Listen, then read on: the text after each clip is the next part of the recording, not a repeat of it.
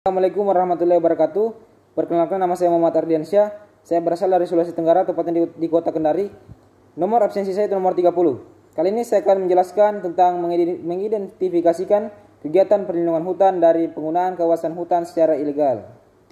Penggunaan kawasan hutan dengan pertimbangan dalam rangka percepatan pembangunan di luar kegiatan kehutanan. Pemerintah telah memandang perlu untuk mengubah pengaturan mengenai jenis kegiatan. Kewajiban pemegang izin pinjam pakai kawasan hutan itu, Presiden Joko Widodo pada tanggal 22 Desember 2015 telah menandatangani Peraturan Pemerintah atau PP nomor 105 tahun 2015 tentang perubahan kedua atas Peraturan Pemerintah nomor 24 tahun 2010 tentang penggunaan kawasan hutan. Dalam Peraturan Pemerintah nomor 105 ditegaskan, penggunaan kawasan hutan untuk kepentingan pembangunan di luar kegiatan kehutanan hanya dapat dilakukan untuk kegiatan pembangunan yang mempunyai tujuan strategis yang tidak dapat dielakkan. Kepentingan pembangunan di luar kegiatan kehutanan yang dimaksud seperti kegiatan religi, pertambangan, instalasi pembangkit, transmisi, dan distribusi listrik, serta teknologi energi baru dan terbarukan, pembangunan jaringan telekomunikasi, stasiun pemancar radio, stasiun relay televisi, stasiun bumi pengamatan, keantariksaan, jalan umum, jalan tol dan jalur kereta api. Kawasan hutan yang tersedia di negara Indonesia sangat memerlukan pengawasan atau perlindungan sehingga tidak terjadi kerusakan terhadap kawasan hutan yang berakibat merugikan berbagai pihak. Dalam rangka mengatasi kerusakan kawasan hutan, maka perlu adanya upaya penerapan peraturan pemerintah dan undang-undang yang kehutanan secara adil dan merata pada semua kalangan masyarakat tanpa terkecuali. Untuk kepentingan pembangunan di luar kegiatan kehutanan sebagaimana dimaksud dilakukan berdasarkan izin pinjam pakai kawasan hutan berbunyi pasal 6 ayat 1 PP tersebut. Izin pinjam pakai kawasan hutan dimaksud dapat dilakukan sebagai berikut.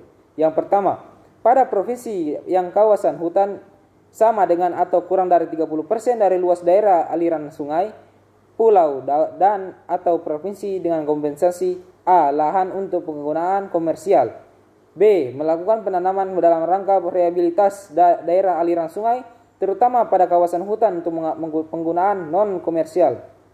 Yang kedua, pada provinsi yang kawasan hutannya lebih dari 30% dari luas daerah aliran sungai, pulau dan provinsi dengan kompensasi. Yang pertama, membayar penerimaan negara bukan pajak penggunaan kawasan hutan dan melakukan penanaman dalam penggunaan kawasan hutan.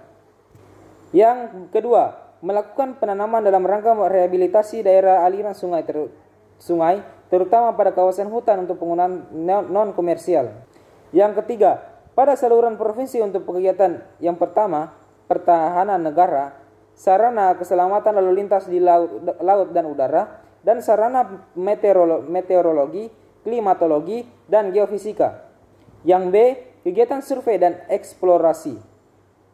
Yang C, penampungan karbon bencana alam dan lahan usahanya yang bersifat sementara tanpa kompensasi lahan atau bukan kompensasi pembayaran penerima negara bukan pajak penggunaan kawasan hutan dan tanpa melakukan penanaman dalam rangka rehabilitasi daerah aliran sungai. Permohonan penggunaan kawasan hutan sebagaimana dimaksud diajukan oleh menteri atau pejabat setingkat menteri, gubernur, bupati, wali kota, pimpinan badan hukum, atau perseorangan, kelompok orang, dan masyarakat. Permohonan sebagaimana dimaksud harus memenuhi persyaratan administrasi, teknis, dalam bunyi pasal 9 ayat 2 PP nomor 105 tahun 2015 itu. Oke, langsung saja kita masuk lagi ke mengidentifikasi kegiatan perlindungan hutan dari pembakaran liar. Pembalakan liar atau penebangan liar adalah kegiatan penebangan, pengangkutan, dan penjualan kayu yang merupakan bentuk ancaman faktual di sekitar perbatasan yang tidak sah atau tidak memiliki izin dari otoritas setempat. Indonesia memiliki hutan hujan tropis ketiga di dunia dengan luas kawasan 130,80 juta hektar. Namun, laju deforestasi hutan sangat cepat membuat luas hutan berkurang.